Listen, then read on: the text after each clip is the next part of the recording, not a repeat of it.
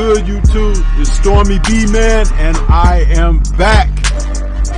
Welcoming you to another edition of the Friday Night Chop Session with Stormybman for this Friday, December 11th, 2020.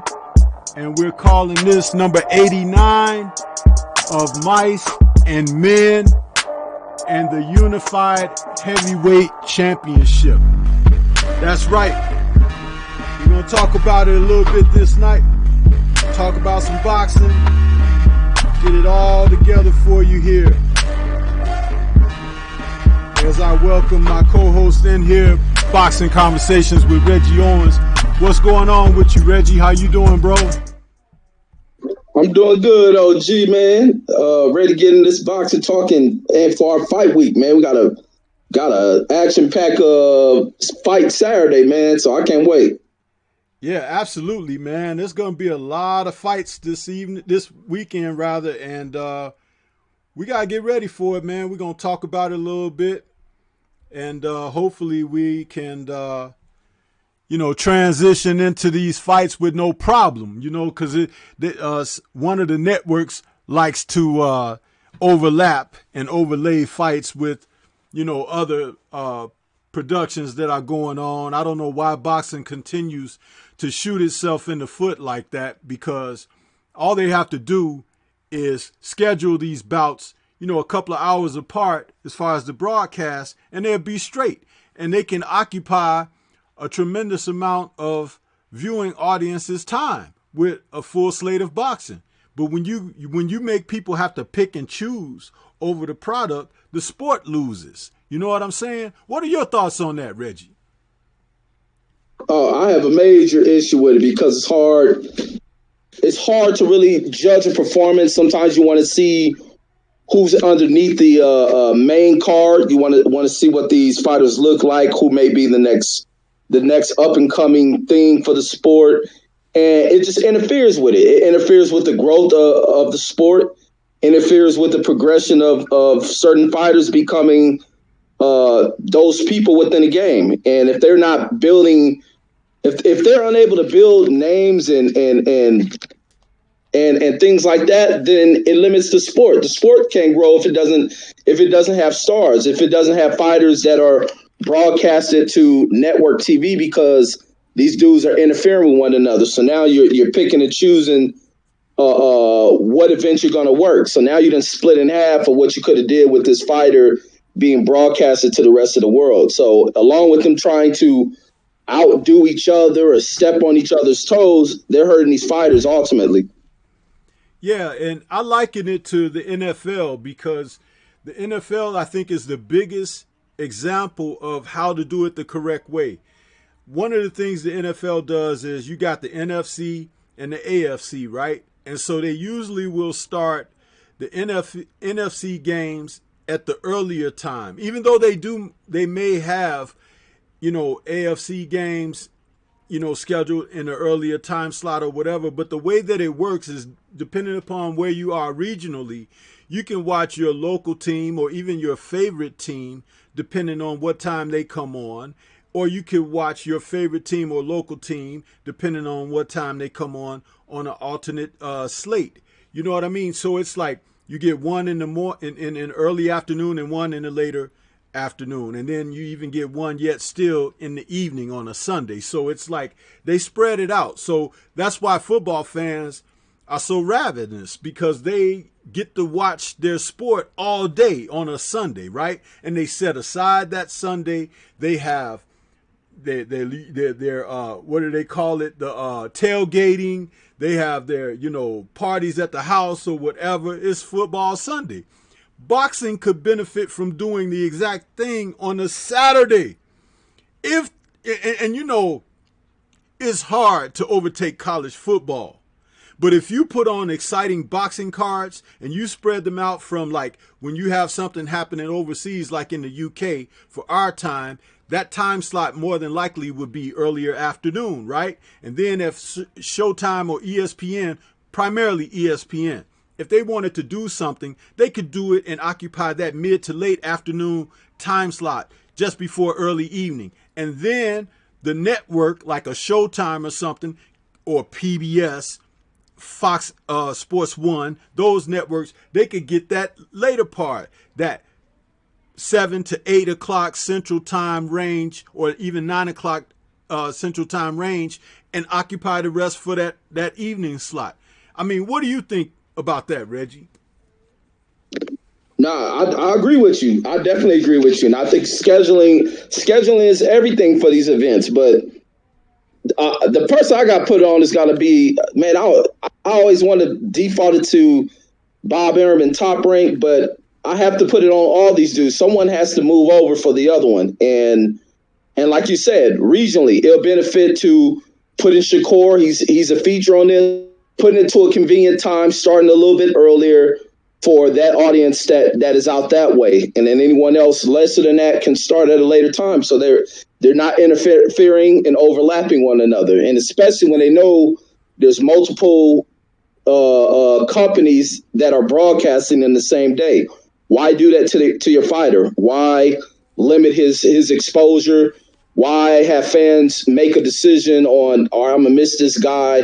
Maybe some time down the line, I'll go watch the replay. And in that kind of decision making, you may get a quarter of the people to go back and rewatch that fight. So now you done lost out on the draw that this fighter may end up being able to grow off of having this event televised. You're taking away from everything. But I agree 100% with you.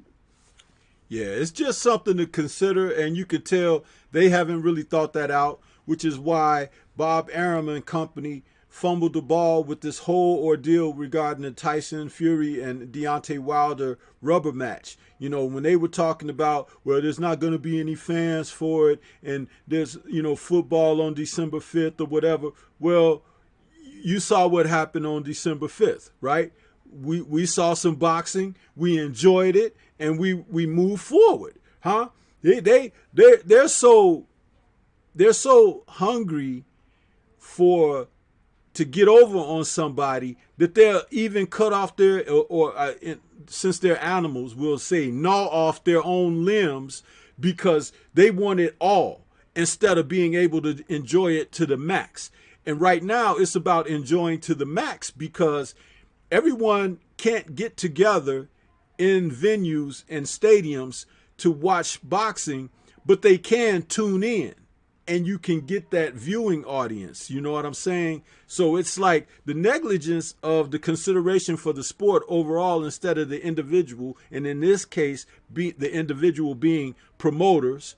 Huh? We really need to turn the heat up on these guys, put the fire to their feet, and make them stump on out there for the sport instead of trying to stump on to the bank after robbing somebody.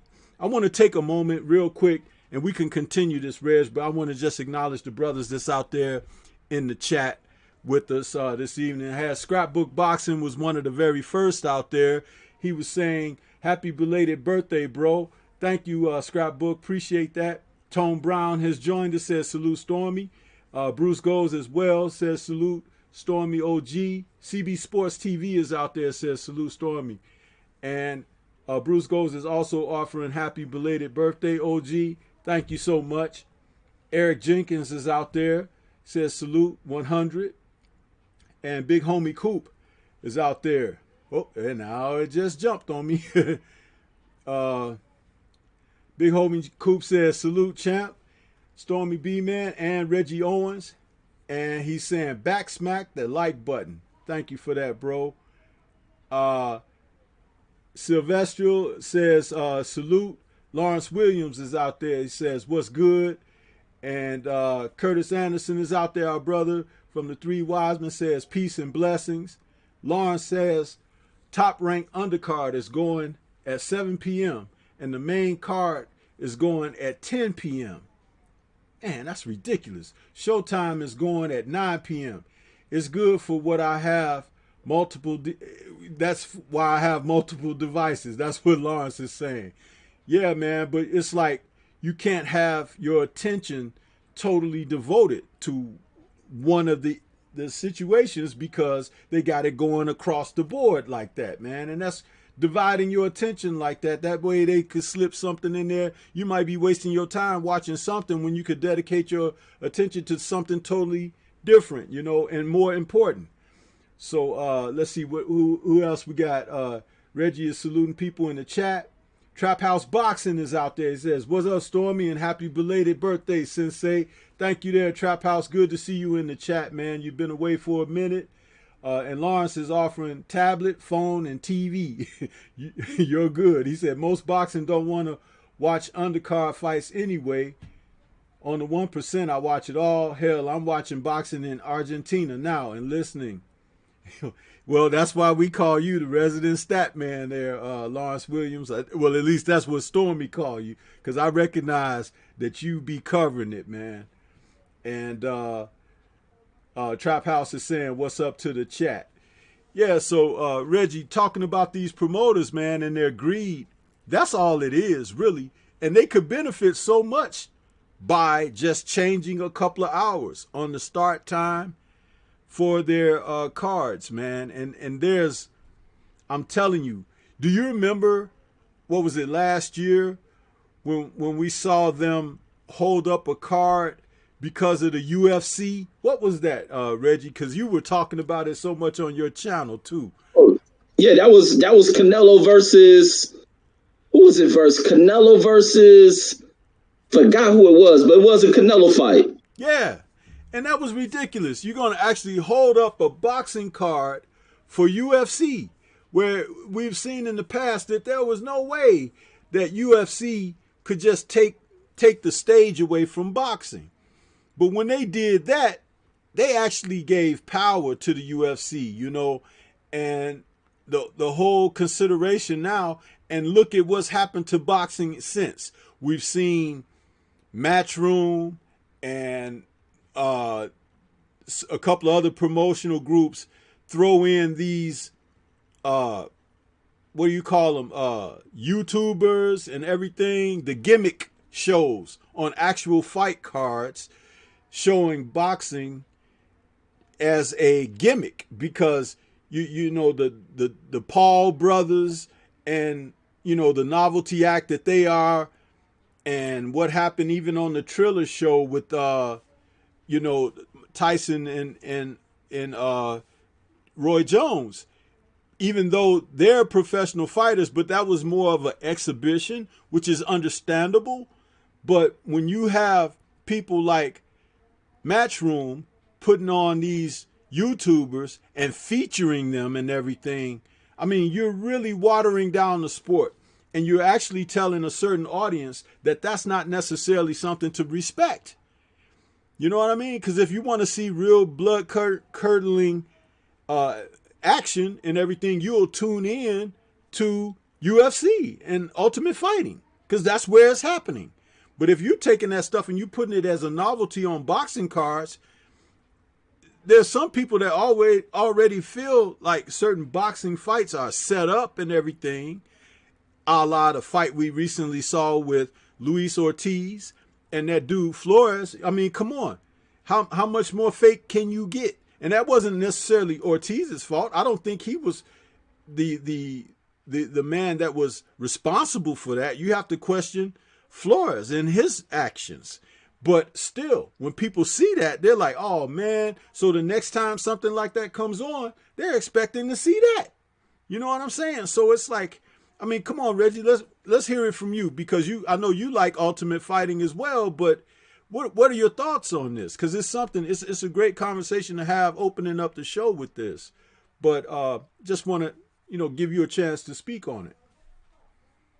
Yeah, I don't, that thing that they pulled with that Golden Boy event, delaying boxing event for an MMA fight, was trash. And there was no way that they should have did. It was like, their reason behind it was dumb. They didn't gain anything when that UFC event ended. Now, I don't think a single one of those UFC fans trickled over to the boxing side of things to go subscribe to the Zone, to load it up, to go watch Canelo versus, I think he was fighting Chavez. I don't know, somebody put it in the chat, but whoever it was, nobody, or it might have been Kovalev is who he fought. No one went to go download that crap. I mean, from the UFC side. So it's like, what are you doing? You guys interfere with boxing programs all day. You're not delaying for the boxing event, but you've paid this level of respect to the UFC as if it's greater than boxing. And in my opinion, the UFC is not greater than boxing. Boxing does not have to play second fiddle. The reason why the UFC has gained its attraction over the sport of boxing because you had people up there deliberately sabotaging the sport of boxing. And that's the dang truth. And that's the reason why I don't rock with Bob Arum. I don't like him. I can't stand when I see him trying to cast, these stones over at Al Heyman and stuff. You have no voice to even argue anything like that. You have put boxing in one of the most pitiful positions that we have seen it in a long time. I mean, these dudes haven't given people what they wanted. Anytime you're looking for a great fight, this dude stands in the way of it. And the reason why people are always talking about boxing not giving us anything and Dana White doing this and that is because Bob Arum is the reason behind this one. And Dana White, yeah, he does his job. He runs a small organization relative to the sport of boxing. But the UFC isn't putting on things like that. UFC doesn't have these events. And I like the UFC, but they don't have these super events. They have never put on big mega fights. There's no legendary fights in the MMA that you go back and watch with some nostalgia that you do with the sport of boxing. So how the hell is the UFC bigger than the sport of boxing? It's not. It's just that we got these sucker type promoters who refuse to pay out money. When you put the investment behind something, it can make a return for you. And Bob Arum ain't willing to do that. And therefore you don't get nothing out of them. But I would never, ever delay a boxing event. I don't care if Conor McGregor's fighting, whoever's fighting, delay a boxing event for anyone over in the UFC. And the UFC is kind of dead on stardom anyway. I mean, so this would be the perfect time for Bob Arum and all these promoters to really start building boxing because the UFC is kind of dead right now. You got Conor McGregor, who's kind of falling flat after his defeats, coming over to boxing, getting beat down by a kind of a on the couch former champion. Who else? The Khabib cat. He's no longer in the UFC after walking away from it. John Jones is kind of on the tail end of that. And you kind of really just got Israel Adesanya there, who's just really dominating. And there's no other kind of real high-level dancing partners for him. So this is right now the time for boxing to start to make a pull away from the UFC. If these idiotic promoters get the hell up out the way and these boxers start taking control, because you don't even have promoters in boxing. And it's time for these boxers to start taking the controls of stuff. You see a guy who's supposed to be the top-rated dude or a sanctioned body and gave him a belt, it's time to make a call for you guys to go out there and make these challenges. The same sucker stuff that we see with Teofimo talking this dumb crap that he talks, you guys are the reason why a UFC can be stated as being bigger than boxing. If you guys really care about boxing, you're competing in it. Your thing is not to kind of play around and dance around from holding titles away from guys, not wanting to get in there to give them paydays. You just think about what you're doing with the sport that you love to where people can talk about the UFC being this and that. But that's my thoughts on it. Boxing should never play second fiddle to the UFC because the UFC is not what they try to claim it to be. It's just not. Yeah, man, I agree totally with you, Reggie.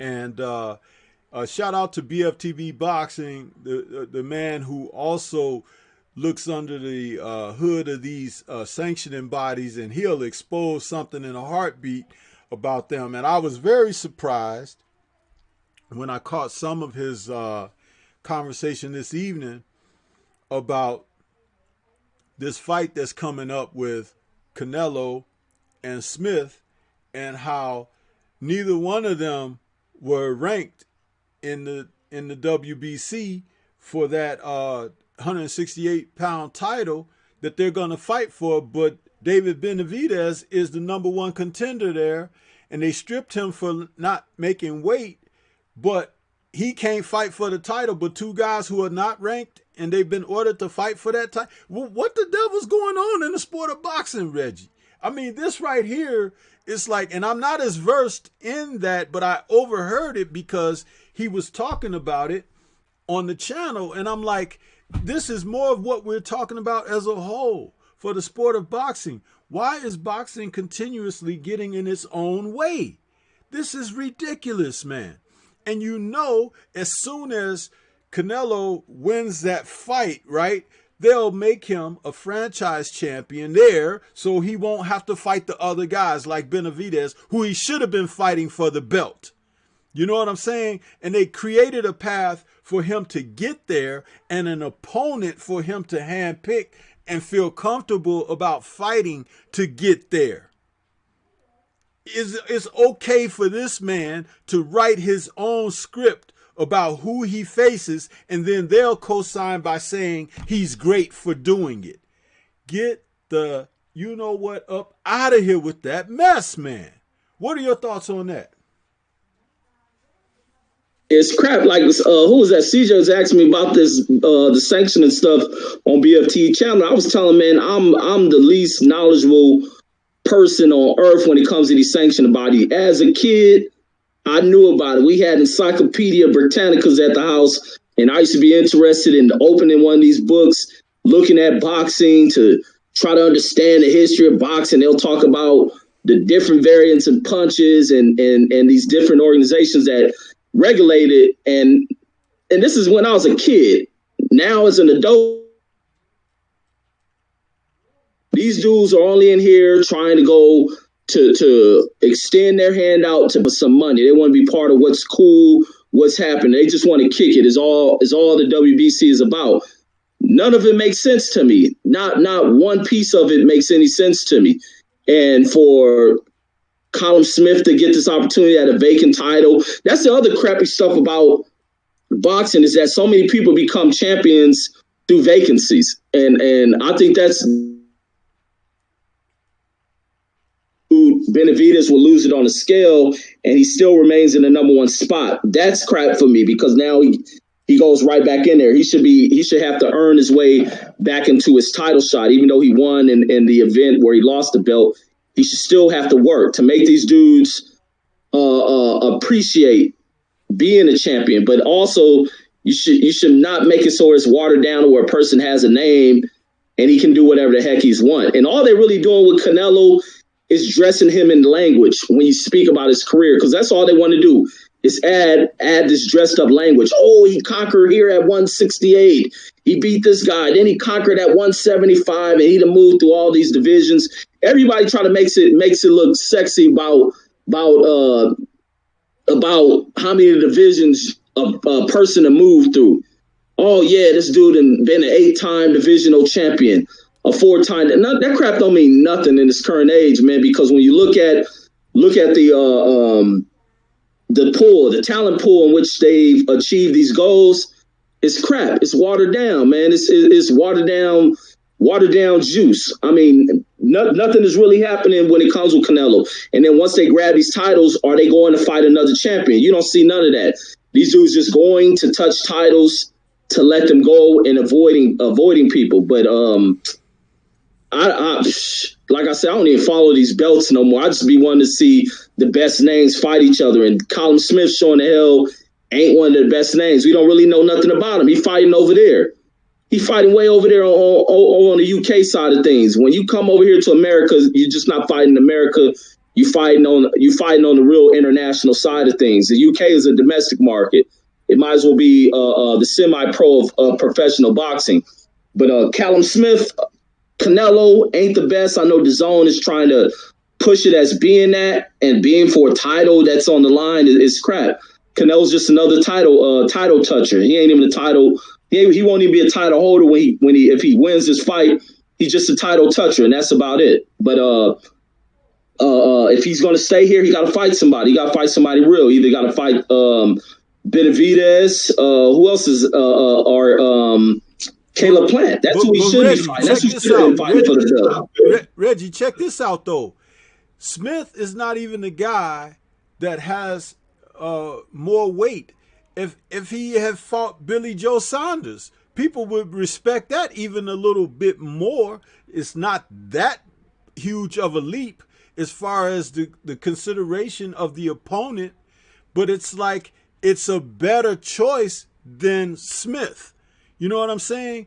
But what you have to say about this is Billy Joe don't want that smoke, because he's had offers for several different opponents who we can get into those names if you choose to. But it's like that would have been a more viable option for Canelo, simply on the principle of he having a bigger name than Smith. But they didn't even want to do that, because it's about this falsehood of developing him as a multiple division champion over guys who are not championship caliber fighters. These guys, most of them are holding on to titles because they're not forced to fight real champions. And the sanctioning bodies keep creating these regional and supplemental trinkets and trophies to justify championship matches that they can hold sanctions for and get money off of these fighters. The real regional fighters used to be like the NABF or the Intercontinental. You know what I mean? And that was okay for the longest of times. But then someone got a brainstorm and said, no, what if we make a diamond belt and, you know, the supplementary title and the almost was champion title and all of this foolishness. And next thing you know, you got several different guys out there, and still they're not fighting each other in that regard. They go outside of the top 10 and start getting guys outside of the top 20 rankings and bringing them in and holding matches. You know what I mean? Look at what Tyson Fury did after the fight with Deontay Wilder the first time. They went and dug up two guys who weren't even in the top 50, Reggie, and let him fight these guys on TV, you know, as if like we're going to tune in and see him, you know, really doing something. They let him go and pull two guys out of clubs and pubs where, you know, we didn't know anything about them because they're from a different part of the world. But they're not even the best from where they came from. People don't even know who they are outside of their family and maybe a few neighbors on the block. If they live on a block, they might live out in the hills, as we joked about before. So it's like they let this man pull these guys in, and one of them damn near beat him. Seriously. You know, and it's like they hold these type of affairs and they sell it to the public as if it's something worth tuning into. And the public don't know because it's been put on television. And you know, we read the articles, we scan the online, the internet to get the news and everything, so we stay abreast, and then we talk about it, we discuss it, we report it, whatever, we share it. But the casual who turns their TV on isn't doing all that we're doing, right? So when they see Otto Wallin, they say, oh, well, maybe this dude is kind of tough. He's a white guy, you know, oh, he's from such and such country. Oh, okay, let me check him out. And then they see him battling life and death with Tyson Fury, who you've been told by all of the announcers on the broadcast, right? He's really good. He's the next best thing since Ali and all of this stuff. So you're seeing him warring with that person that they've built up. And then it's like, wow, well, maybe that guy's really good too. It's all a sham, man. It's an all freaking sham. And then it's like, that's what they sell to the public. And then that's why they can overlap the shows, as we started out talking about, and broadcast. Because when a real fighter, a real prospect, AKA Shakur Stevenson, he's got to go up against another real prospect, real young fighter out there that's doing well, like Chris Colbert. They got to overlap each other. So you don't really even get the chance to tune in and see how good they are or whatever and get their names in your heads and stuff because of all of this other foolishness that they do. And they create this mismatch and mishmash of broadcasting. And you listen to those announcers who got microphones in front of their mouths, but it may as well be penises because they are not telling you the truth and they are not selling the brand of the sport. They're selling a narrative to manipulate people's thought process and what they support in the sport. It's freaking ridiculous, and I'm tired of it, man. I'm absolutely, I'm tired of it, and I'm ashamed that the sport of boxing does this to people on a regular freaking basis, man. A regular basis they do this to people. You can have somebody over to your house and you say, hey, man, let's watch some boxing. And the person might not know boxing like you, Reggie. So they're sitting there saying, hey, man, well, how good is this guy really? Huh? And they're asking you, they're saying, hey, you know, what's up with dude? And you say, well, he really not that good. But the guy that he's in there with, you know, he's supposed to be the man with the name. And then they watching, let's just say, Joe Joyce and Dubois. Dubois is the guy with the name, right? Joyce is supposed to be the opponent, even though they're both still two guys, prospects on the way up, close records and everything. And you see Joe Joyce whooping Dubois' butt, and then you're going to say, well, I thought dude was just the opponent. He whooped the guy with the name's butt, huh? He's like, oh, see, because they're not being educated.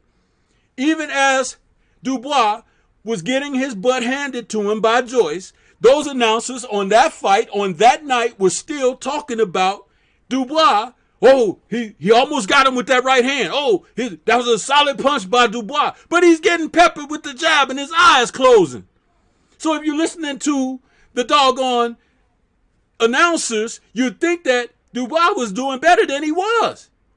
But if he was doing so good, why'd he quit? Huh?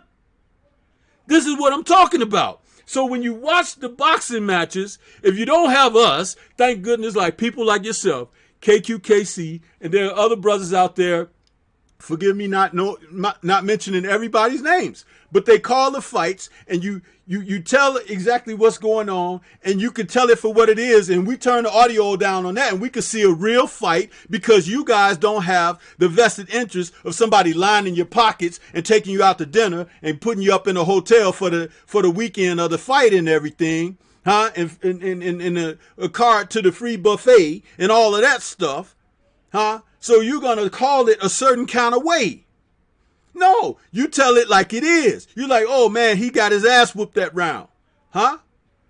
Oh, that knockdown was a slip. Huh?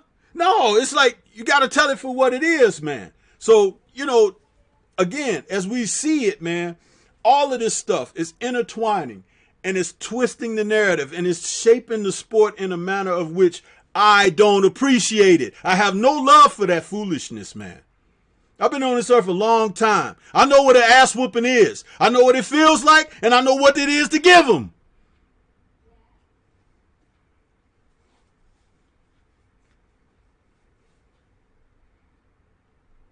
You got some more on it, Reggie? I'm sorry. I had to say what I had to say on that, man. No, that's all I got, man. We can mic drop with that one. Shit, yeah, man. It's freaking ridiculous, man. Well, another one that we can talk about for a moment or two. Reggie, what in the world is wrong with Terrence Bud Crawford, man? You know, there was rumors about him like making mention that now he may go back down in weight or whatever. But my thing is this. If he wanted to be a so-called silent hero, he should have remained one. Because now that he opened up his mouth, ain't nothing but the stench of foulness coming out of it. He should shut up and just box. You know? Just shut the hell up and box. Because this guy right here, he might be a hell of a fighter in the ring, but outside the ring, man, there ain't nothing much going on upstairs. Absolutely not, man. Absolutely not. What are your thoughts on what's been the latest word coming out about him? Are you talking about the 135 move? That and this whole thing about, like, you know, even before you going into Spence's fight night, you know, he showed up at the stadium and everything. But remember, he had also just shortly before that said he don't need Spence as part of any legacy or whatever. See, the two don't coincide. If he had said something like, Spence is good, but I'm going to see how good he is because I'm going to show up there on his fight night or whatever, and we're going to see how good he looks or whatever. But no, he said he don't need the guy. So why are you coming to his fights then? You know what I'm saying? Mixed signals Right, like a right. mug. Yeah, man. Man, he just don't get this promotional side of thing, man. He's one of these dudes that just don't get it, man. He's just he's not the brains. He's just the brawn. He's just meant to go in there and box. So I think he comes into this professional side, this prize fighting side, with kind of a amateurish type brain. He's a guy who likes to fight, and that's all he thinks about. But when it comes to making these fights, he's doing everything and making every statement that kind of would set someone off and turn them against them, to where they just move past the dude, because you don't know whether he wants something or he doesn't. But the 135 kind of tweet, I didn't take that serious. I thought he could have been joking, messing around with fans. But talking about he doesn't need Earl Spence is moronic as hell. Of course you need Earl Spence. You need somebody, because when it really comes down to it, you have no one on that resume that is Hall of Fame worthy. I mean, you didn't beat everybody in the divisions you've come up through. He has a lot of accolades, but you need someone that defines you as far as who you have defeated. And to defeating future Hall of Famers, Sean Porter is one of these future Hall of Famers. That'd be a good name to have on the record. He should have been in there with Sean Porter. He should have had a name, especially being here in the welterweight division. You're in one of kind of a hot talent pool, and this division was hot. This is one of the hottest divisions in boxing, and you're not getting in the mix of anything, and that's kind of a failure, and that's going to be a bad look upon him. But the fact that if you think that you don't need Earl Spence, you walk away from this thing and don't have someone that is bound to kind of be a first ballot Hall of Famer, you have cheated yourself. Just because you feel that you are Hall of Fame, he's a Hall of Famer. I ain't going to take that away from him. But the fact that you have not fought anyone that's possibly going down that lane is a failure on his part. And the whole ideal of thinking that he's a 50-50 factor when it comes to the Earl Spence situation is foolish on his part. Seeing what Earl Spence has done, the attractions behind Earl Spence, the numbers that have once again come out from a pay-per-view event. Yeah, I mean, Terrence is just not that draw. Anywhere you match him up against Earl Spence, they don't compare. They don't even come close. So to try to make the argument of stopping this fight on monetary situations, he's fooling himself. Talent-wise, yeah, you can make that argument. Just make the fight, accept the splits on there. But everything else, he's fooling himself, man. And I don't know where he gets it from. I don't know if it's taunting fans or what it is, but also being that what doesn't help his situation on the other side of that is he has a promoter who's a failure, and a promoter who seems to not care about him, a promoter who has failed him and doesn't mind failing him. Bob Arum doesn't give a crap about failing this dude. He can care less about how Terrence goes down into the history books of the sport. And Terrence is going to have to wake up from that and start to make the acceptance of pushing Bob, of accepting that fight at 60-40, whether Bob is getting in his ear and saying he doesn't want to take less, because Bob only wanted that 50-50 because he gets to take 30% of that 50 that he's taking. He don't want to take 30% of a 40% split. He doesn't want to take 30% of a 30% split between the what he'll get out of the Errol Spence purse. Bob is trying to cheat this dude out of the game so that he gets a bigger return on what he takes away from Terrence Crawford's purse. And Terrence has to get beyond that. Get in that ring, see what you can do against Earl. You defeat Earl, man, there's more money coming down behind that, because the rematch is guaranteed to go down. Of course, Earl gonna want to avenge that if he is to suffer a loss to this dude. So it's time for this dude to put up or shut up. And even if it's not Earl, if it's Sean Porter, Sean Porter is a hellified fight. That will be a super exciting fight. That's the fight that he needs on his record, because Sean puts on spectacular fights. And I wish Sean was better promoted, because Sean is one of those dudes who shines under these lights, man. Whether he's not given a decision or whatnot, his fights are exciting. But Terrence got to mix it up, man. He's in one of the hottest pools of boxing, and for some reason he's not mixing it up, and it makes no sense. Yeah, I agree with you, man. And it's time, for him to understand that even in the past, fighters with names, fighters with reputations, fighters with talent and ability have maybe had to uh, defer to someone else in order for the fight to be made and happen, and also to advance their own personal legacies. Marvin Hagler took the lesser of the purse and fight gate against Sugar Ray Leonard, but he got a chance to get money like he had never touched in his career by doing so. If he wanted to just go on the merit that, hey, I'm a better fighter than Leonard, he may have been able to say that, but he wasn't going to get the fight, and he wasn't going to get the legacy that he got, also with the payday that sent him off into a nice retirement in which he has enjoyed to this day because of investment and living the life that he knew he could live off of that purse from the Leonard fight, and hasn't come back to the sport not one time. But does that mean that Leonard is a better fighter than he is or whatever? Leonard was who Leonard was. He had his own path. He had his own legacy and career.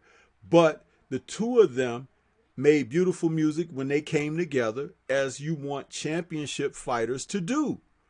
Same as with Leonard and Hearns, Leonard, Duran, Duran and Hearns, Duran and Hagler, Hagler and Hearns. You know what I'm saying? It's like this is what we know them for, having fought one another aside from their individual accomplishments. But their careers crossed paths to the degree that when they made fights with one another, it impacted the sport significantly. So now you don't have just one guy from an era like Floyd, okay? You have a multitude of guys from the sport that the sport stands on their shoulders as a result of them having faced one another. That's what's so significant. These young men today are missing the boat because they're trying to teeter themselves to the legacy of what Floyd did, okay? But Floyd did it up to a point as far as what the former legacy was with the older guys, till he became the man in the sport from De La Hoya's showdown with him. And don't forget, when he went into the De La Hoya thing, he wasn't able to claim the lion's share of that. But in order for it to happen and to take place, he conceded to De La Hoya so it could take place. And it was now on his shoulders to defeat De La Hoya and become or take away what De La Hoya had enjoyed up to that point. And he was able to accomplish that. Then he began to do some other things and represent a different kind of way that was more selfish. And that's his prerogative. But the formula is to do it the way that the guys of old did it. You face the challenges out there. The money will come. The money will flow more so.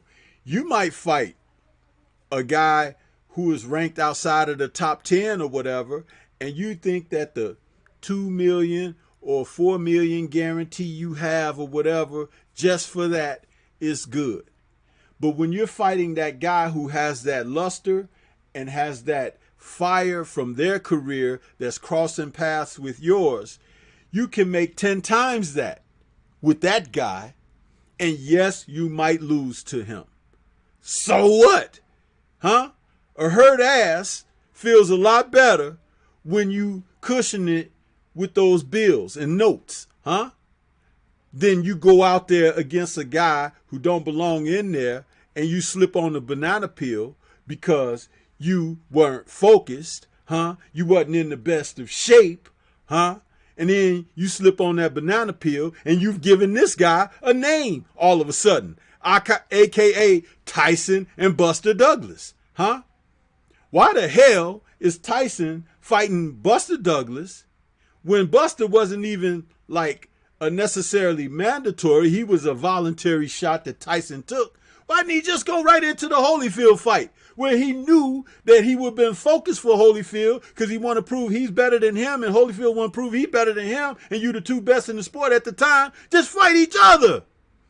But no, you let a Buster Douglas come along and throw a wrench into the machine, and now the whole apparatus done stopped, locked up, and everything and broke. And you can even bring mechanics in, and they can't fix it. Huh? Because once it's broke like that, it's broke forever. And this was what these guys don't understand. And if you don't think I'm telling the truth about it, look at what Floyd is doing today. Still playing and manipulating people. Huh? Still doing it. Because when he got that chance, people looked at him and thought he was the best thing since sliced bread. But he wasn't. You weren't demanding certain things of him, and he didn't care because he was being paid now. And he still don't care what you have to say about him, good or bad, because he getting paid. And he going to continue to do it. He got a young prospect champion right there that he needs to be throwing the support and the promotion behind and everything. This young man might be pretty doggone good, right? But he ain't doing that. He taking it away from him, putting it on himself still. And it's going to continue to happen until somebody make him slip on that proverbial banana peel. And it's out there. Believe me, it's out there. And lo and behold, when he get a taste of reality, that's when it's going to come crashing to an end.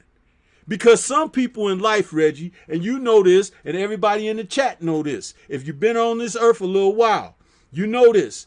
Sooner or later, okay, a person gets a reality check. Huh? You know, little kids that be out there playing around and everything, and the parents say, sit down, boy. And you keep playing around, sit down, boy. Keep playing around, and they slip, fall down the stairs, break their leg. Didn't I tell you asked to sit down? See? Sooner or later, it happens. It's called life. Just keep on living, as the old people would always say. And something will show you but something. But it's like you can't go out here and continue. And see, it gets a little harder to learn those lessons when you got those notes and those bills that can kind of keep the wolves at the door. It gets a little more difficult at those times. But I'm going to tell you something. It still happens. Huh? And those notes and bills can't save you. You can't take them with you when you're up out of here either. Tell me one person who come back to tell you, hey, I still got it with me. Huh? No, when they gone, they gone. And there's other people spending. There's other people living good and everything. Sometimes even dogs and cats. Huh? Because that's who they leave it to. The dog and the cat. Or the bird. The damn parrot in the cage. You left him 20 million. Huh? So that means somebody got to take care of the parrot. Huh? I'm telling you, Reggie, this is the real deal, bro. You got something else on it?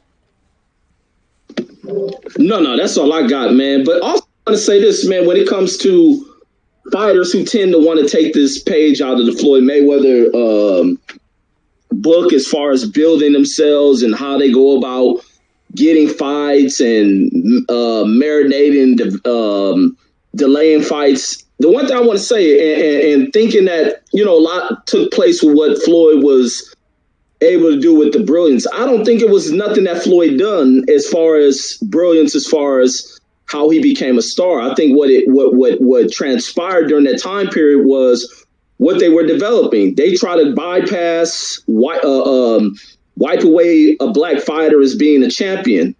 They didn't want to see a black fighter in that position.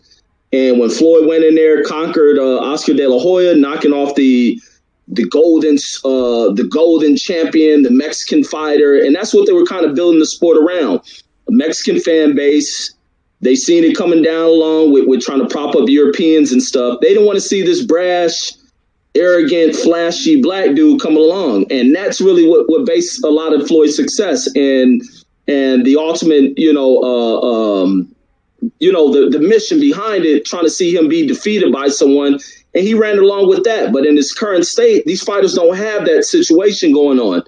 A lot of these fighters don't have that situation. It could have occurred if a black fighter had defeated Vasily Lomachenko rather than Teofimo. You don't get no kind of a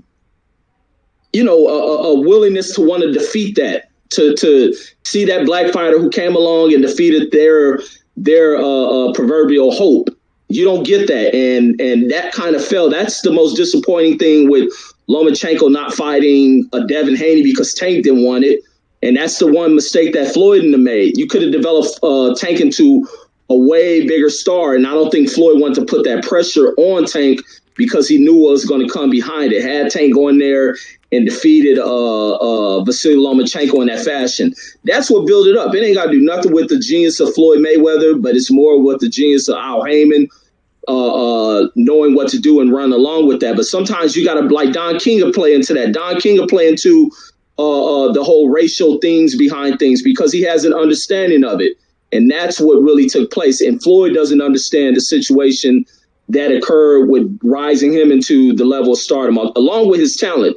He had high level of talent, and people wanted to see it defeated. Now, she screwed up by not giving Tank that, by not putting Tank in there, regardless, win, lose, or draw, putting Tank in there to defeat that dude, and it would create the situation where people would have wanted to see someone go in there and defeat Tank Davis.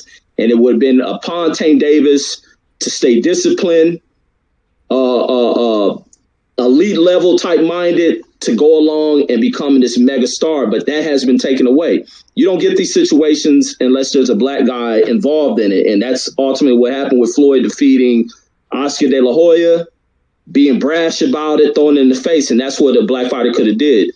What's his name's not going to get it. He may, what's that dude? Lopez. He may get it if he start touting a black audience, but then he got to remember, he got part of the blood in him too, but he can be a sellout if he wants. But that's my thoughts on the situation with fighters trying to run the same play that worked out for Floyd during his time period. It's in a different time period, and I don't think the dynamics are there. They would have been, but Vasily been ducking. The same dynamics could be there, have Canelo giving some of these black fighters the opportunity to get in there and do it. But that's all I got. Yeah, that was good stuff. That good comment on that, Reggie. Appreciate that, bro. Appreciate, what you had to offer on that, man. It's just something that we have to pay attention to.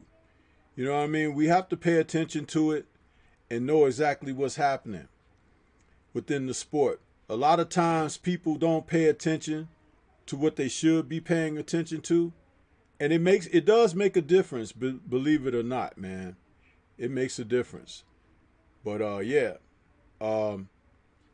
want to next make an acknowledgement to my brother Nate the Great out there in the super chat. Appreciate you, bro. He says, unfortunately, younger generations and people as a whole don't understand what legacy means, especially in today's social media age where people can judge over the internet from far. Yes, hopefully we see this fight soon. Appreciate you, Nate the Great, and that's a tremendous comment there, because you're absolutely right, man. Absolutely right in that. I couldn't have said it any better. We're living in an age where people are not necessarily respecting the whole idea of legacy. You understand? Because it's also the younger generations here are being brought up to not respect legacy, because they're being shown and told that it's okay just to be one who participated, to have your name in the crowd, not on the merits of your efforts going out there and taking it to the max. And that's horrible that it's become that way, because all of those who have rolled their sleeves up, gotten their hands dirty, and dipped them in the doo-doo, okay, and as a result made an effort, people are treating them as if, oh, so what, big deal, because I didn't stick my hand in the pool, I'm as good as you are. You know what I mean? But there's a reason why they talk about there being levels to this. Remember all the guys who were supposed to be the next Jordan in the NBA just because they had a 46-inch vertical or they could do some kind of spectacular dunk, as if that's all Michael was during his time in participating in the NBA. The reason why Kobe Bryant was as close to Michael Jordan as Michael Jordan was himself is that Kobe worked, he studied Mike, he looked at his game, he patterned himself after Mike. He was still his own man, but he had the ability and athleticism to do a lot of what Mike did, but he actually worked at trying to be that guy and everything. And he did have a separation because he had his own mentality. He had his own approach and everything. But Mike served as an outline, as a somebody to shoot for in that regard. And Kobe was able to carve out his own legacy, man. But now look at the guys that come out today that might look at Kobe and say, well, you know, Kobe was all right, but he wasn't all that. That's coming from these people of this age, like my man Nate the Great said in his comment, you know, yeah, it's easy to be that guy from afar, from the computer keyboards and stuff like that, right? But go out there and try to be the best you can. You may find yourself falling on your behind a few times, but getting up and trying to do better is what really makes you the man, huh? Not because you fell down and quit, not because you felt it was too hard, huh? And didn't want to give it a go anymore.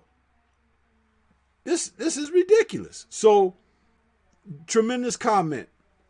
The next one I wanted to move on to, Reggie, was what we talked about last week, just as we were winding up the post-fight show and everything. But let's get back on Mr. Manny Pacquiao, man. As we pointed out last week when we talked in the post-fight show and everything, we realized that this man has not fought in a year and a half. And ain't nobody raising no hell about it. Now, I heard a couple of times this week in a couple of different streams, someone mentioning, because I guess some people were listening to us last week, Reggie, and we were talking about it. But it's like, people are starting to, hey, you know, it's like kind of like when some light shines through the window and you say, hey, the clouds are gone. I can see clearly. Yeah, this dude ain't fought in a year and a half since he fought Keith Thurman and took that WBA title away from him. And ain't nobody lit no fires under his ass. And he ain't even trying to say anything. They following him around with microphones and camera. Hey, what about Earl? What about Earl? He's just smiling with that stupid little smile he got, huh? And then when they ask him about Bud Crawford, he really ain't got nothing to say about that. Because Bud Crawford and Bob Arum, their names have crossed Pacquiao's path for a little more than a decade, huh? And he ain't trying to hear that talk at all. Not that he's running. It's just like he ain't trying to go there. It's like he's 41 years old, okay? And the next time he get in the ring, he's probably going to be 42, if not really 43, huh? And he don't want these younger guys. He really don't. He saw an opportunity with Keith Thurman because Keith Thurman had let himself go. All the inactivity, getting woefully out of shape, you know, thinking more about the flute than he was the fist. And look what happened. He was right. He gambled and he was right. But when you gambling against younger guys, your luck is only going to run so long, huh? Before it run out. And he know that. With Earl rededicated and focused, he's a dead man walking. With Bud Crawford, who been chasing him for the longest, it's like, when I finally get a hold of your butt, he gon' be a dead man walking too. So he ain't got much to do there. So why not freaking retire? Give the belt up, go sit down somewhere, be an ambassador to the sport, and go over there and be president or governor or whoever you want to be over there in the Philippines and lead this damn sport, which is a young man's sport, to the younger men and the prime fighters. stop this madness where you out here got people chasing you around like you God Almighty or something. You ain't got no intention of facing these guys. Huh? Because remember, a year and a half, people. A year and a half he hasn't fought. Yes, this been a year of dealing with, very poor conditions with the whole idea, and I don't want to say the word, but you know what we've been dealing with this year, right? So you're going into next year when you're probably going to fight, which will probably be late spring, late summer, right? That's 2 years, Reggie. He ain't fought nobody. Who he supposed to beat? There's no way he can possibly be favored going in against a guy like Earl Spence. And there's no way he can be favored against a guy like Bud Crawford. So there's no way those fights are going to happen. Not for any amount of money. Because even though his head has blown up twice his normal size since he came up from them smaller weights, I don't think his brain has gotten enlarged. He's smart enough to stay away from these guys. He's going to stay away from them too. So why not just give the damn belt up and say, I've had a great run. I'm an 8th division champion. You know what? Hasta la vista. I love the sport of boxing. Goodbye. If he does select one of them guys from the UFC or from them YouTubers or something like that, he is a fraud. I don't care how many divisions that he won. If he go over there and try to pick a fight with somebody that don't belong in the ring with him, he's a fraud. What do you got on that, Reggie? Them belts ought to be taken from him. I mean, he don't want to campaign. He don't want to compete. He got 1 foot in, 1 foot out. And I think what somebody, I think Teddy Atlas or someone said that he ain't trying to fight none of these dudes. He's about to move in position to become president of the Philippines. He needs his brains. He want to take something less risky. What he saw from, and the other thing, like you say, how he sat and wait to see where folks was, and he knew that Keith Thurman was a little bit behind the gun, and he chose Keith Thurman because he seen something. He seen a vulnerability, and that's the only reason why he went after Keith Thurman. Keith Thurman was a less risky guy to go in there who can still be kind of a competitive fight, but a more safer fight for Manny to get in there. And he came out successful. Looking at Earl Spence, he was sitting and waiting to see if he found any vulnerabilities in Earl Spence. He ain't see him. He turned away from that. Thought he would see some vulnerabilities from Crawford versus Kell Brooks. Didn't see it. He's staying away from it. His only options, I think he's going to go with, and that's why you don't see the other guy who moved up to 147. You haven't seen nothing from Mikey. Mikey's laying in wait for that call from Pacquiao. Either if it ain't Mikey Garcia, he's going over to fight Conor McGregor, who's been calling for him as well. But Conor McGregor got to handle his business in the UFC.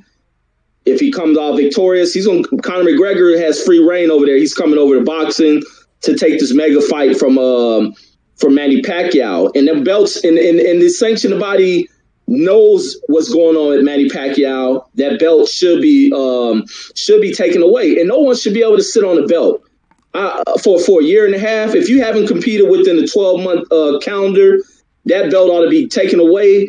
And belts shouldn't be put up for vacant opportunities. Those belts should be put into a tournament. Let someone set up a tournament, World Series of Boxing. That's the way vacant titles should run. You should put it. Whoever's the victor in that tournament come out as a champion, and they must defend it. But holding the belt for 12 months and all this many days as a reigning champion, that's some bullcrap stat. But he's not challenging Earl Spence. He don't want those kind of risk, and he don't want those kind of risks from Terrence Crawford, which is kind of a cheap and poor thing. And Pacquiao, he's a legendary dude. Drop the title, move out the way, and that's just my thoughts on it. Move out the way, Pac. Yeah, you said 12 months. It's been more like 18, Reggie. I'm telling you, it's almost 2 years, bro. If we go past the spring and he hasn't fought anybody, That's 2 years because he last fought July. Okay, so when they announce a fight and have to have a camp before the fight and everything, what is that usually? 12 weeks? Yep. 12 weeks at the most. And then, you're talking about 8 weeks on shorter camps. And he ain't going to have a short camp because he's been laid off a long time. There is no way this guy is fighting Errol Spence in his next fight or Bud Crawford in his next fight. So we're talking about 2 years. I'm telling the people, for those out there talking about Manny and him and the money he could make, 20 million, let me tell you something. To some people who's smart, and I don't think Manny is dumb by any means. For some people who are smart, 20 million isn't the equivalent of an ass whooping. Okay? Some people got pride. Yeah. Some people got pride, dignity. And they don't want to be made to look bad, especially when they have a nation of people behind them. You easily forget, you in the chat who want to talk up Pac-Man fighting Earl or fighting Bud as the next choice, right? You forget readily what happened to his people and him after he got slept by Juan Manuel Marquez in their fight. You would have thought half the internet closed down and left town. Huh? He got slept by Juan Manuel Marquez. What do you think these people would think of Errol Spence beating up their icon, their legend? Huh? Think about it. What do you think these people would think about Bud Crawford beating up their icon? Huh? They still can't stand the fact that Floyd whooped him up. Huh? And the excuse to get on my shoulder, whatever, man. If he had knocked him out, he wouldn't have heard nothing about a shoulder. Huh? But he made sure he didn't go back in there with anybody like that. Keith Thurman didn't handle his business. He dropped the baton in that. And he'll forever regret that because now he thinks somebody going to invite him to a party, but he's forever outside the party because of how he misbehaved when he held on to, not at one time he had 2 titles, but even 1 title. Huh? He acted like he was the next thing since sliced bread, right? But now he's on the outside looking in, and he thinks somebody going to invite him to their party? They don't have to now. You made a mockery of yourself when you went out there and didn't take care of that 40-year-old man. About to be 42, Reggie.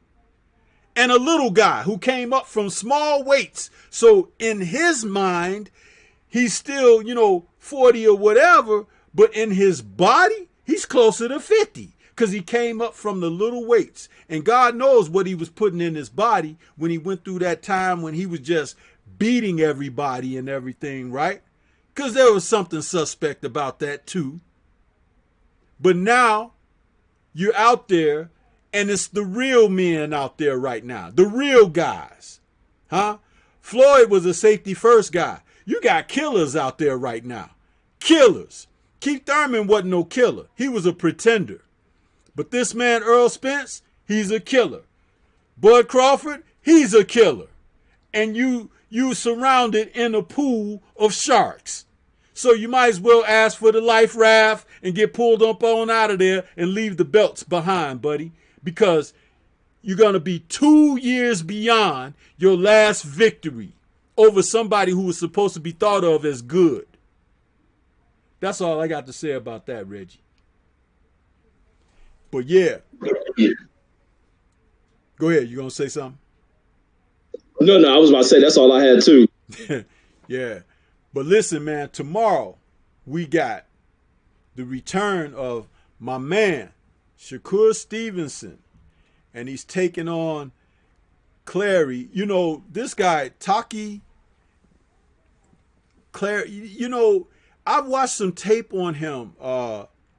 Toka Clary. Reggie, I watched some tape of this guy. And he, you know what? he's gonna be a challenge for Shakur. I'm not saying that he's gonna beat Shakur Stevenson, but it's the type of fight that and fighter that Shakur should be fighting at this particular time in his career. And he's got some experience.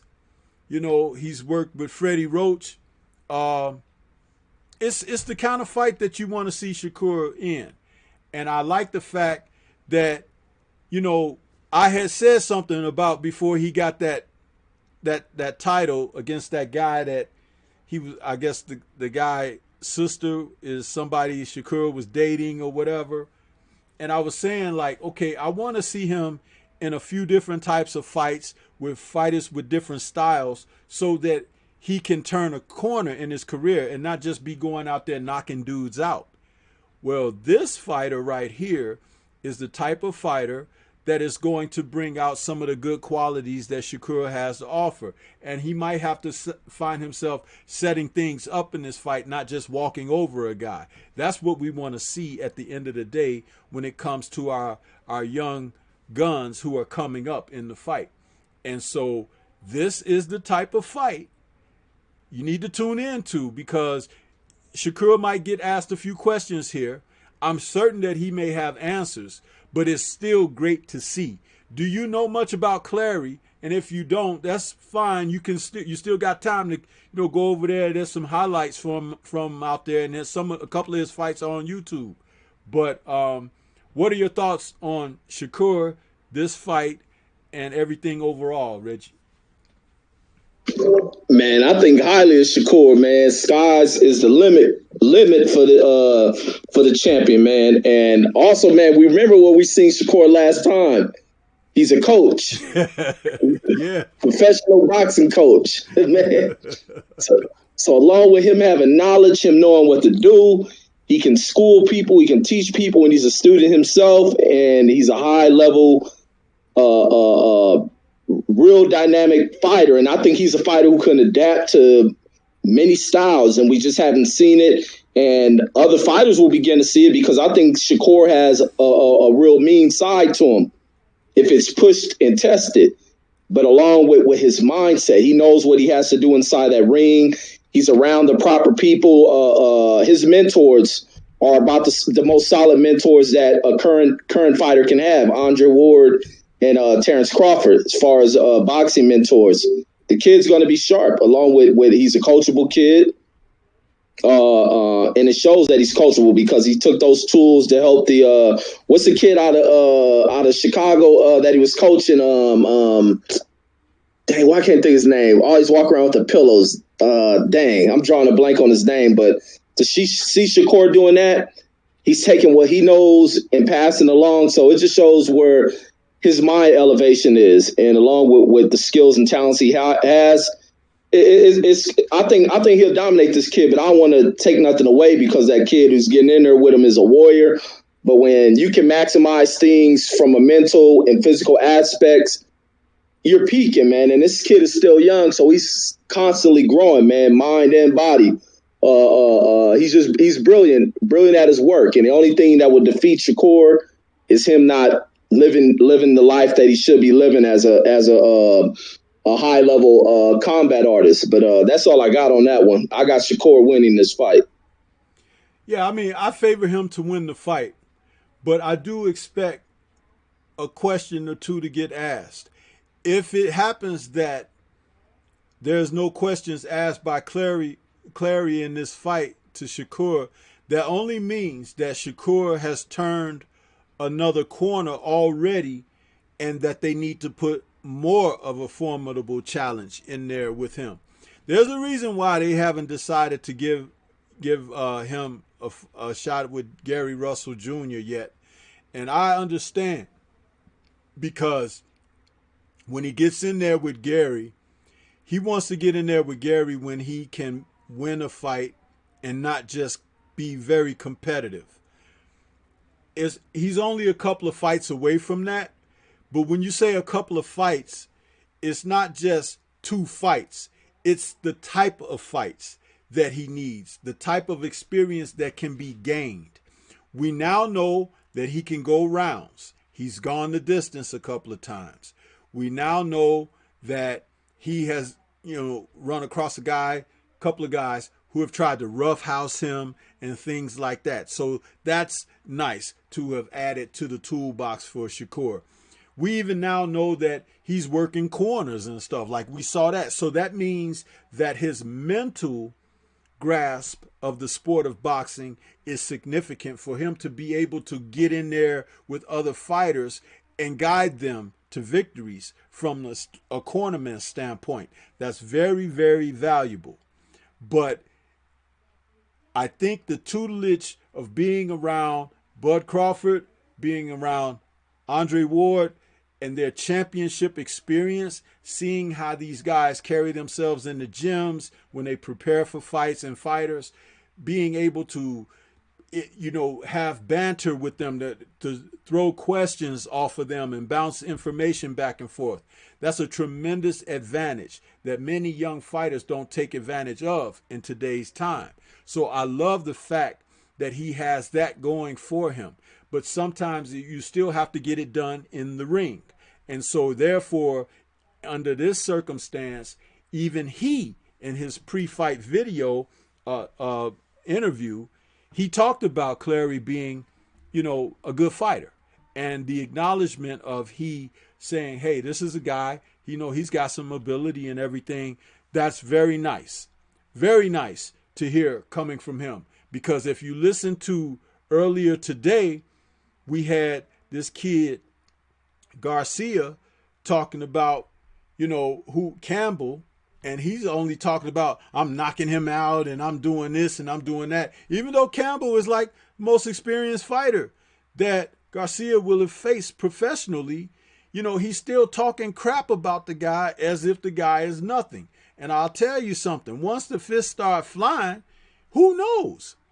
There have been guys who have been thought to have not offer a punching power situation or anything, and they get in there and touch up the favorite guy, and now he's in trouble and he's struggling and he don't have answers and things like that. So watch out for Ryan Garcia, because there's going to be some things asked of him very soon, even if it's not the Campbell fight, because that kid, his head is, it's a wonder that he could fit through a room door with his head the size that it is, that he just thinks he's all of this. But Shakur definitely has his head on correct in his approach to the sport. I remarked last time about his last outing that his body has made a change. He's starting to grow into his physical manliness, and that's a good sign. That means that he's doing it the proper way, Reggie. He's probably on the proper diet. He's probably not getting too far out of shape. He's probably staying in gym shape, which is really a plus, because when you're in gym shape, all you have to do when you have your camp is work on who you're facing. You see? So all of these things are positive attributes to a guy in Shakur that I am seeing, and I can't wait to see him tomorrow night and see how he performs. Any last thoughts on that, or anything that I had to say? No, that was all I had on that one, OG. But like you said, he is growing. He is growing. Like you say, he's filling out. Yeah, and like I said, that experience of being around those two world champions, that's a huge benefit for him, man. A tremendous benefit for him. So, I love that. And I like to see the growth of fighters, man, because when they go from one point to another point and then they graduate to like that championship level, that whole process, when it's done correctly, is beautiful, because you can go back and you can see the stages and the corners when they made that change and they developed to something from like an actual prospect to a contender and become a champion. I love that. But yeah, and so we got also tomorrow night in that overlapping situation, we got Colbert taking on Arboleda. Another fight where these guys, super featherweights, are going out there to do it. And Colbert, who only has 5 KOs in his victory, Reggie, I did a breakdown video of this fight earlier this week, and I really like Colbert as far as his skills in the boxing ring. I think he has a little too much of that out of the ring thing going on, and I hope he can rein that in, because he's the type of fighter that you don't know how good he's going to be until he gets into a real fight, because he's usually matched up against guys that his talent is beyond. And this kid Arboleda reminds me a lot of, like, he, you know, I remarked in my pre-fight video, he reminds me of Felix Trinidad, but he has almost like that Cuban style. You know what I mean? And that could be an Achilles heel for a fighter like Colbert, because Colbert, though he's a good boxer, sometimes he could be a little reckless and undisciplined. He could run into something, you know, whatever. But I do think that this is another competitive fight. I still favor Colbert in this fight, but it's the type of fight that he should be fighting at this particular time. And though he only has 5 knockouts, I only think that comes from the fact of how he fights. It's not so much that he's fleet-footed or anything, but he's not setting down on anything. But he has a quickness and a sharpness in his punches that could be dangerous for any opponent, because when you have fast hands and you punch sharp and you punch accurately, you can hit guys on the chin before they could get their guards up and stuff like that. And that's how knockouts happen. But when Colbert starts to focus on his abilities in the ring more so than what color his hair is going to be to match his attire for the fight and stuff like that, and the ring entrances and stuff like that, when he focuses on his matches, he's going to be a dangerous fighter to be looking out for. What do you think? What do you think about this, Reggie? You done almost said everything I was gonna say about the kid. Oh, come on, man! Don't make it like that. No. I want to hear your point of view too, even if it sounds like something that I said. But I'm sorry, but go ahead. Yeah, no, you touched. We think of the same way. Everything you touched on was about the same, because I was also thinking about. He reminds me of what we see with Jaron Ennis, and that's what is, you know, playing around a little bit too much, showboating, trying to play into the fans. So my thing is, how does he react to that? Because he seems to be one to be a showman. How do you react to where there's no crowd for you to kind of display? Do you become bored in this situation?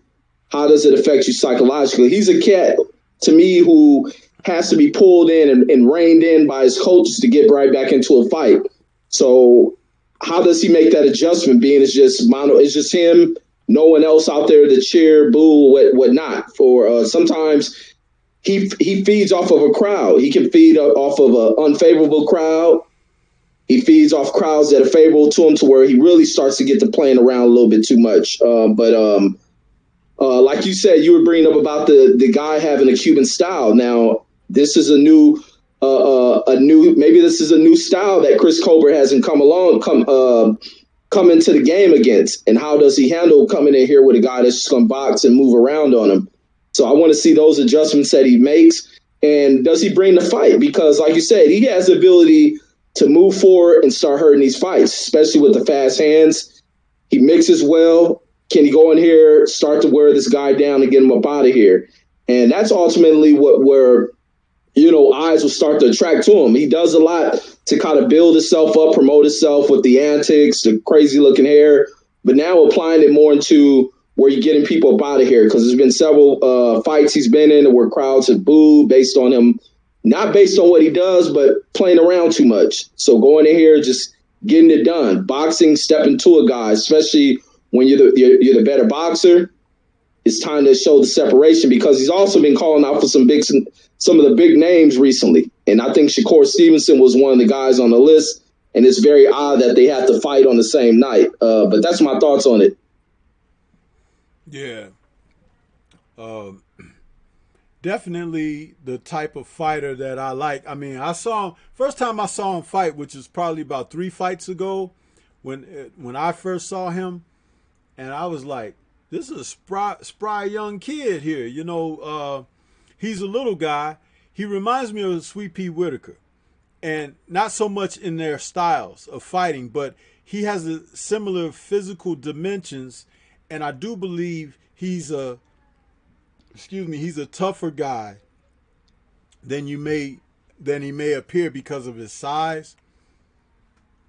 And Sweet Pea was like that as well, because some guys just thought, because they had a physicality over Sweet Pea, that they would readily handle him, and that was not the case. And I think that this kid also has something about that, but that's also why it's important that he focus in on his abilities and talents inside the ring. Forget about some of that other stuff, because people are going to like you and people are going to not like you.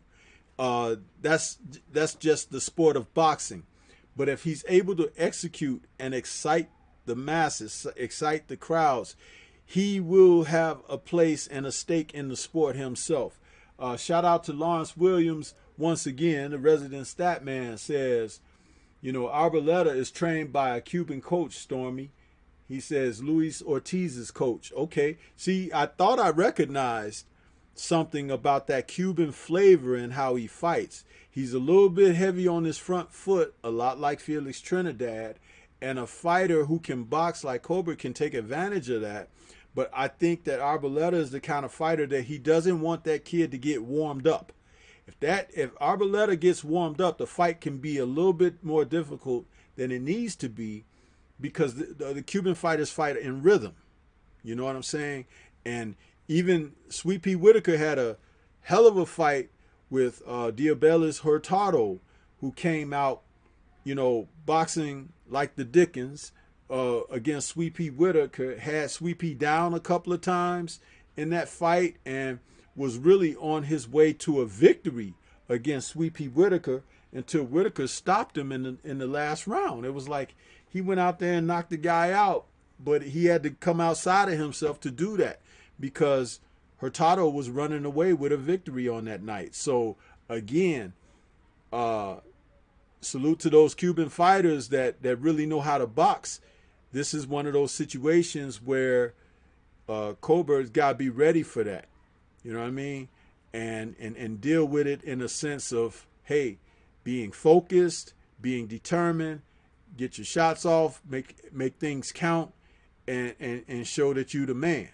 Don't let that guy in the door, because it's going to be hard to close the door if you let him in there. So that's kind of what I kind of had to offer on that. And salute to Lawrence Williams for being able to tell us a little bit about his training background, because that does make a difference. It's just that the Cuban fighters haven't shown to be very successful in the pros, and even when they've been very good, they've been isolated from championship caliber fights, and I don't like that. I really don't. But there's just only things we could say about it, but nothing seems that we can't do anything about it. So yeah, I just wanted to say that add that little bit to that, Reggie. So yeah. But yeah, man. I didn't bring in the Stormybman's Thunderous Top 10 for this episode, Reggie, because I don't think there's been any change. Even though Earl won his fight, and everything else has remained the same in the division from what we had as of the last time we had the Thunderous Top 10. So I'm just going to keep it like that, and we'll see what happens as we play out the rest of the end of the year. But I'm not going to bring that into tonight's show, because the list is still the same. Everybody that's on it is in the same positions right now. So let's go ahead and talk about another fight that is headlining for tomorrow, and that will be the Unified Heavyweight Championship of the World, where we get to see the return to the ring of Anthony Joshua, AJ, as he is taking on Kubrat Pulev for his unified titles. They had the weigh-in today. I saw the little clip that you put up, but I actually saw the weigh-in and everything earlier today when it was live, and I found it kind of humorous. And Kubrat was irritating AJ at the weigh-in and everything, like he should. Don't make him feel like he's king whatever around there. Just give him a hard time, and don't forget to give him a hard time in the ring tomorrow night. But yeah, what are your thoughts about this fight, Reggie, and how it's coming about? And it's been a year since AJ got his title back. Don't seem like it's been that long, but it has. It's been a year since December of 2019 when he got his titles back from Andy Ruiz Jr.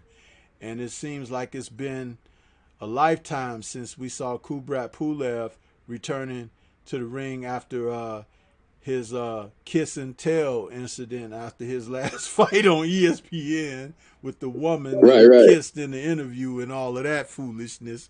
But yeah, go ahead and talk about this, whatever your thoughts are regarding it. Man, I'm glad they did what they did at this weigh-in. I'm happy to see that. That adds a little bit of a little hype around the fight. It shows me that Pulev has a level of confidence. And what it also shows me is he can get into the head of AJ. And that could be something to watch out for. That could be something that really throws AJ up off of his game plan. And Pulev is a dude who comes in the box. He has a style. He's open. He can get hit a lot.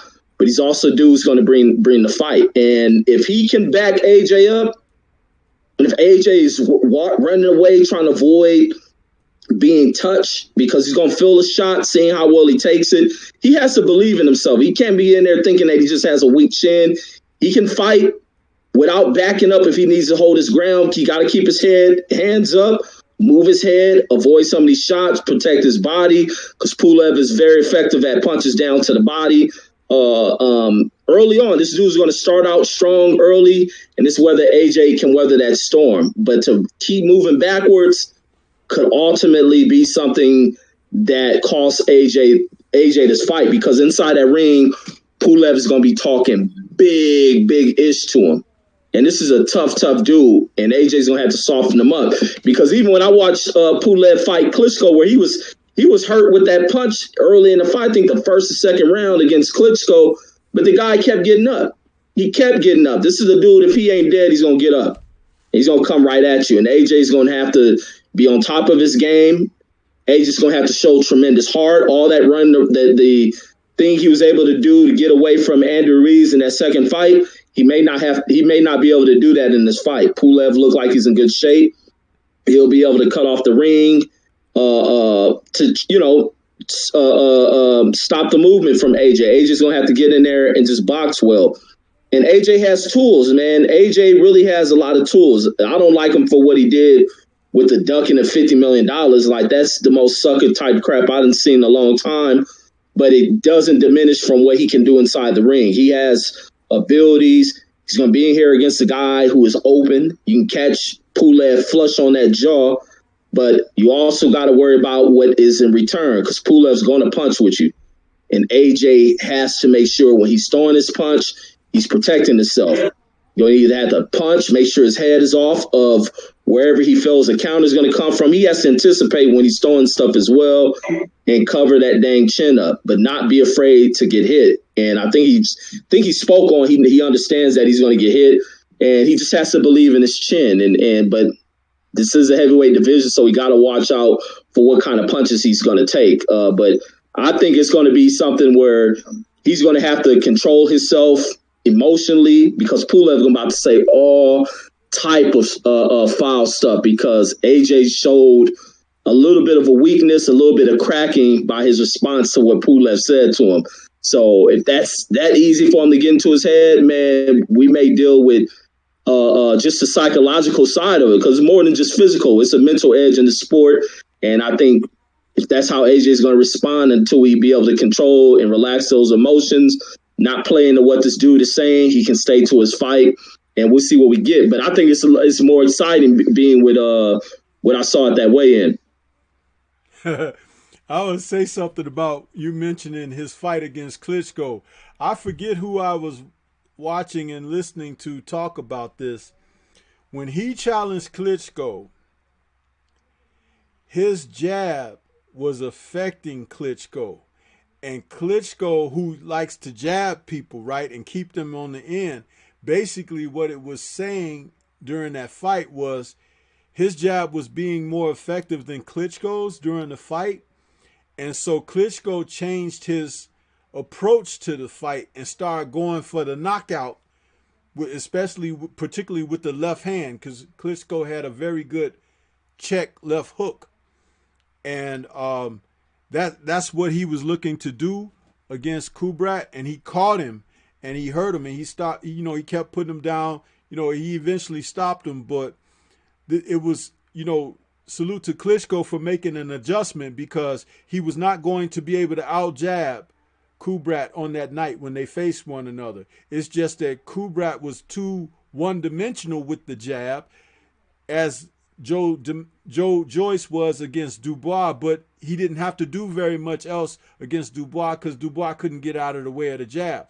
Klitschko had other tools in his arsenal to defend against a guy like Kubrat. So he went to that, and he went to that early enough in that fight where before it became a problem.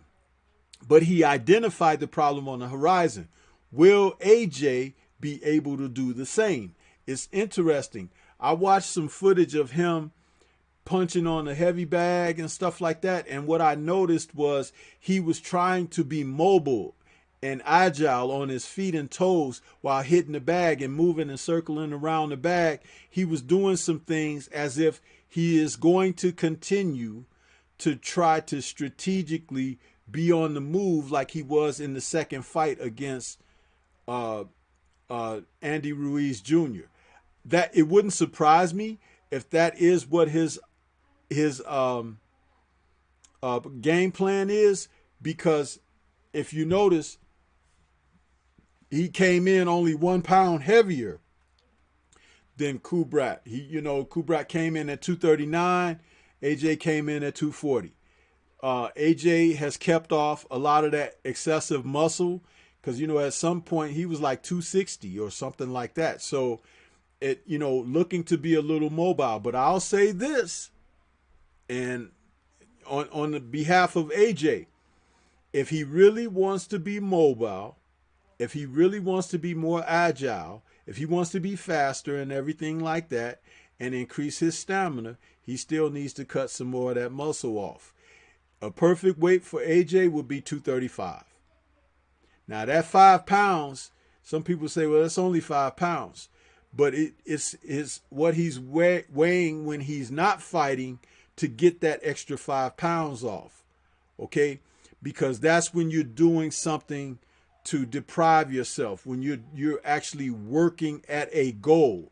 It's kind of easy to make 240 if you didn't put on much weight during your time off and stuff like that. It's great that you made that weight, but I think a more better weight for him would be 235. 6'6", 235. That's what Riddick Bowe was at his best. That's what Lennox Lewis was when he was at his best before getting knocked out by Oliver McCall. So it's like fast, quick-handed, quick on the feet. I think those are things that AJ is going to be looking for, and Kubrat is going to have to be able to not only endure some punishment, but he's going to have to inflict a certain amount of punishment himself. He's going to have to get some body work in. He's going to have to jab to AJ's chest. He's going to have to hit him in his chest. Right hands, straight down the pipe to his chest, like you're trying to put your fist through his body. Because AJ is still a muscular guy, and muscle weighs more than fat, and muscle has a tendency to cramp up and things like that. So you have got to get that body work in. Don't even worry about his chin early in the fight. Put those jabs on him. Go in there. get rough, go to the body, make sure you're protecting yourself and keeping your guard up, and watch out for AJ's uppercut, because AJ has a pretty damn good uppercut that he throws. And his left hook isn't bad either. So these are the kind of things that both guys are going to have to look for with one another. But at the end of the day, whomever is the guy who is able to be effective from the onset, meaning like who's getting to the other first, is going to have the advantage. That doesn't guarantee AJ. It doesn't, because just as Reggie stated, opening up against Klitschko, he was having some tremendous success against Klitschko. And Klitschko was a long reigning champ by the time he fought Kubrat. AJ hasn't been at the top of the division where he's had to fight top opposition, for a long time. So if he's having trouble, he could have a mental, flashback to, oh, am I doing okay? Or am I good? Or, am I going to lose? Or, he could have doubt. The other thing that's a factor for AJ is Pulev is nearly 40 years old. So you want him to empty his tank. You want to take him to a point where he burns that conditioning up. Will Kubrat do that? He could do it if AJ is the one that makes him do it. So we'll see what happens in that. And, sometimes when a guy can take a guy's stuff, it can play mental tricks on the guy who's been putting out the punches. And he figures out like, oh, this guy took my best shot. Now he's doubting himself and stuff like that. But knockouts have to be set up at the top of the division. You can't just expect to go out there and put hands on a guy and expect him just to fall apart because you hit him. And I'm speaking on AJ for that, because he is a big guy. He's a strong puncher and stuff like that. But Kubrat is a man who can take punishment. How long can he take it is up for question, because, like I said, he is an aging fighter and he had a long amateur career as well. So there are things that AJ could do to take Kubrat out of the fight, but he has to have that game plan in effect for doing that, and be confident to follow the game plan for doing that. And then you will see the results come the middle of the rounds 5, round 6, stuff like that. So it's an interesting fight. I do believe AJ should be favored in this fight, but Kubrat Pulev is a live dog in the fight because he's had a championship go round before, and this will be a question of how bad does he really want to try to win the heavyweight championship. And remember, this is not just the heavyweight championship. This is the unified heavyweight championship. This is all the belts, and it could change his life. And that's what fighters have to do in these championship fights, Reggie. The one last thing about it, and then you can say whatever you want to say, but when these guys are challenging, just like when Danny was challenging Earl, right? I had said in post-fight, it's like, when are these guys going to wake up and realize what's before them? The chance of a lifetime.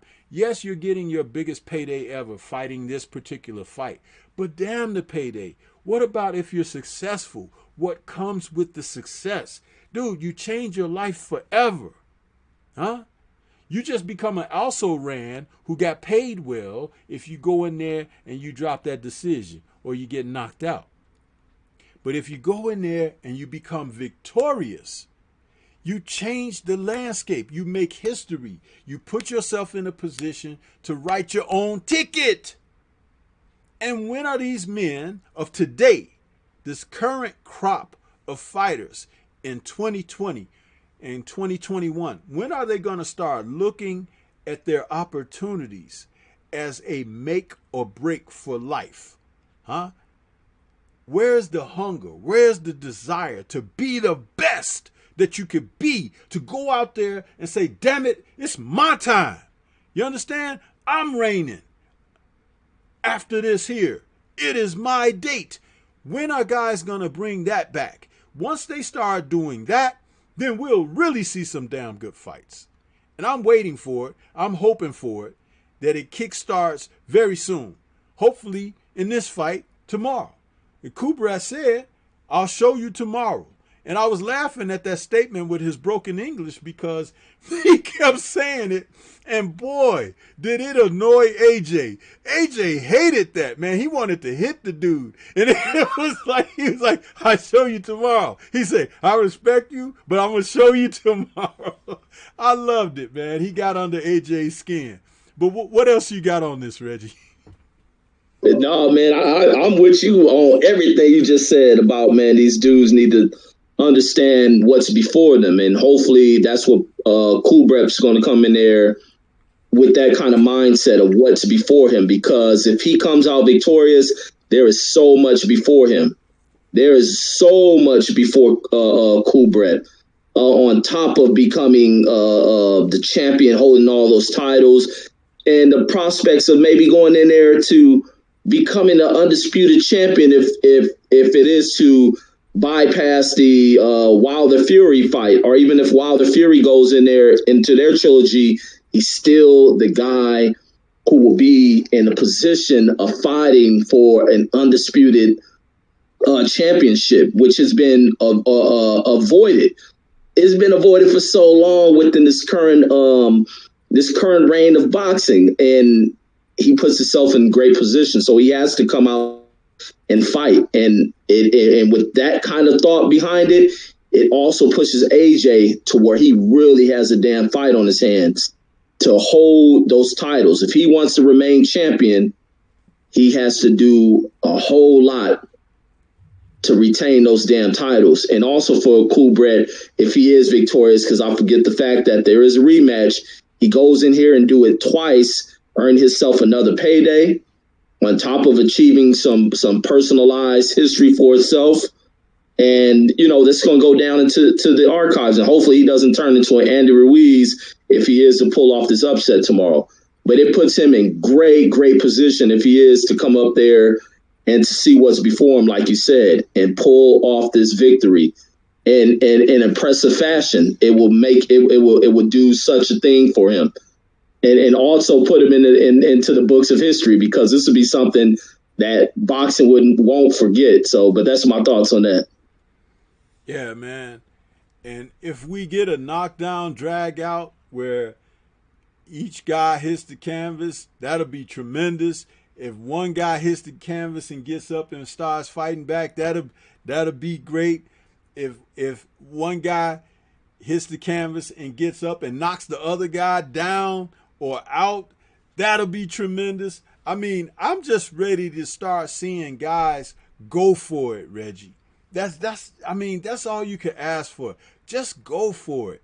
We've seen so many lackluster efforts where it's like, even in the Earl Spence Danny Garcia fight, you saw Danny open up with some combination punches with it like 12 seconds to go in the 12th round, where he threw some combinations with some fire and zest on them. And I'm like, dude, the fight is over. What are you doing? Huh? It's like, why weren't you doing that like from round 6 or something like that? You know what I mean? And it's like, that's when and this is also another mark, Reggie, and I like to talk about this from time to time. When a guy ends the fight and he hasn't felt when the fight is over and he doesn't display like he's just about ready to collapse, huh? He got too much left in the tank that he didn't execute between the rounds, between the fight, from the first round to the ending round. He left too much on the table. You should feel like you've given it your all in these championship fights where you have challenged for someone's title. You know what I mean? There shouldn't be any of that just walking around with your hands up like, I made it to the 12th. It's like, what about, yeah, I got this. You know what I'm saying? Where's that at? And it's like you don't see that because there's tons of men who don't feel that. They don't feel that way, so they don't put on that display. That is something that we've got to come at these guys about. The ones who are just happy to be there and to get that check, that payday that they're getting in that fight and all of that. No way, man. You shouldn't be just happy to be there. You know what I mean? When I enter a contest or whatever, it's like I'm entering because I want to try to win. You know, I'm not entering because I just want to be a part of something or whatever. No, that's why it's like, you know, the sweepstakes of somebody giving it a go. It's like you shouldn't be like, well, okay, well, somebody. You should be like, damn, I didn't get it. You know, because it's like you should have that passion for wanting that sense of accomplishment, and we're just not seeing it enough from these men competing today. There are a couple, but in mass, they're not many at all. Not many at all. And so I just wanted to say that. But go ahead and give us your final thoughts and anything else that you might want to offer, Reggie, before we close things out. And by the way, I'll hit you up when the show is over to speak to you briefly. But give us your final thoughts, bro. Oh, yes, indeed, man. Great conversation once again, man. Always bringing the fire. OG, I'm trying to get my dang stuff lined up because I need to send a super chat before we end the show. But always major fire. And once again, happy birthday once again, OG. Oh, thank you, bro. Yes, indeed, man. And thanks for the chat coming out. Y'all hit that like button, hit that subscribe button. Share the video as well. But that's all I got, OG. And let me hurry up and send this.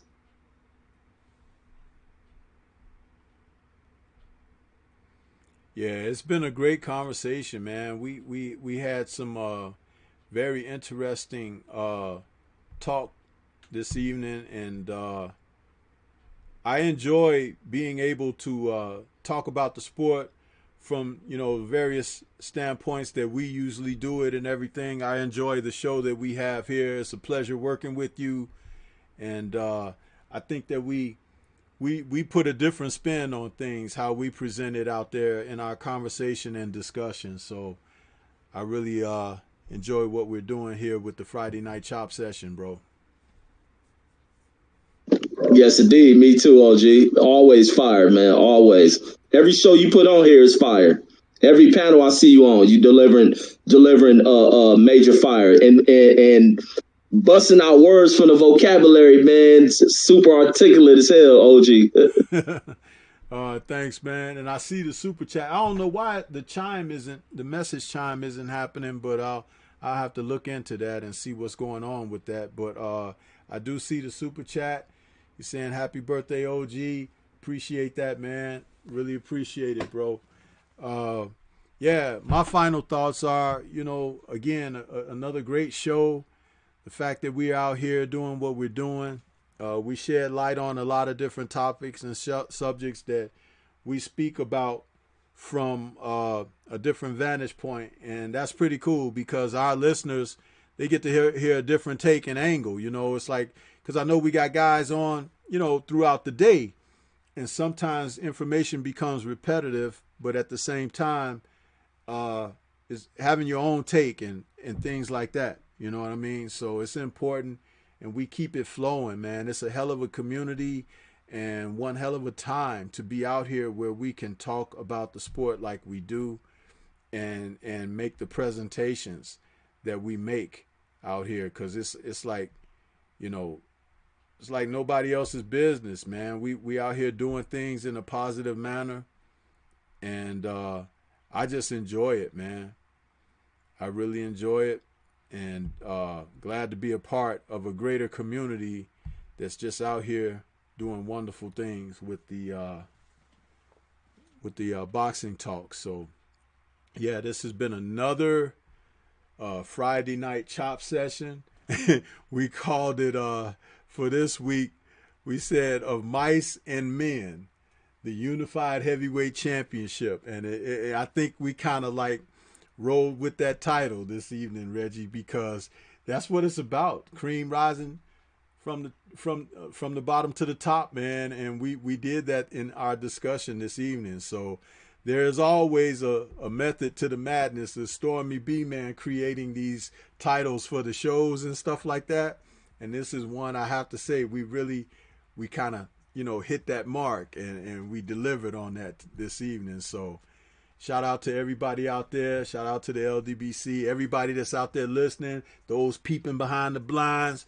Appreciate those who came out and hit the like button and then went on and started doing their own live streams, because I got some notifications. I see some folks did that, so I really appreciate the support, man. And everybody just got to stay connected and everything. And don't forget, we got 3 different cards tomorrow night. I think the AJ card on DAZN will be earlier, late afternoon, our time, early evening, something like that. Then you got the ESPN card that'll start, shortly after that.